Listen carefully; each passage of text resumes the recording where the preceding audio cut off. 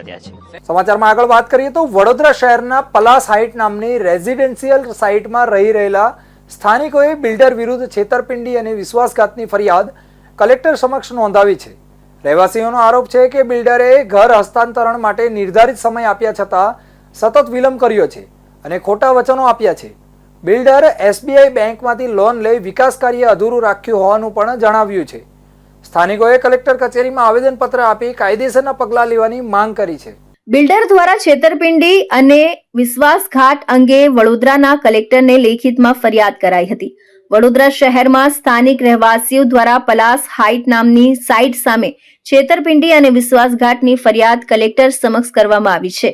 આ રહેવાસીઓએ જણાવ્યું કે તેમને નિર્ધારિત સમય મર્યાદા દરમિયાન ઘર હસ્તાંતર થવાની ખાતરી અપાઈ હતી, પરંતુ બિલ્ડર દ્વારા સતત કામ ટાળવામાં આવ્યું છે અને વિકાસના નામે ખોટા વચનો આપવામાં આવ્યા છે, જેમાં બિલ્ડર દ્વારા એસબીઆઈ બેંકમાંથી લોન લીધી હતી, જેના પગલે સ્થાનિકોએ કલેક્ટર કચેરી આવેદનપત્ર આપી રજૂઆત કરવામાં આવી હતી અને કાયદેસરના પગલાં લેવામાં આવે એવી માંગ સાથે આવેદનપત્ર આપી રજૂઆત કરવામાં આવી હતી।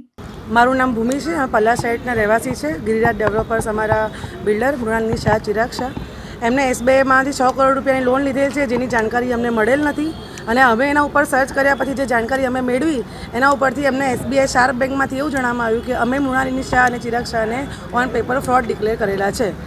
એના પછી એમને એવું બી જણાવ્યું કે હવે તમને ટૂંક સમયમાં 5 ઓગસ્ટ ડીઆરટીમાં જે એમનો ફેસલો આવવાનો છે એ ફેસલા પછી અમારા ઘર સીલ વાગી જાય એવા છે અને ઘણી એવી સાઇડોમાં સીલ વાગેલા છે। એટલે અમે એ ડરે છે કે આવા વરસાદના ટાઈમમાં નાના બાળકોને અને ઘરના ઘરડાઓ લઈને કે અમે ક્યાં જઈશું, એ બીકના લીધે અમે આજે બધી જગ્યાએ અરજી કરી રહ્યા છીએ, ન્યાયની માંગણી કરી રહ્યા છીએ। અમને ન્યાય સિવાય બીજું કંઈ જોઈતું નથી। વડોદરા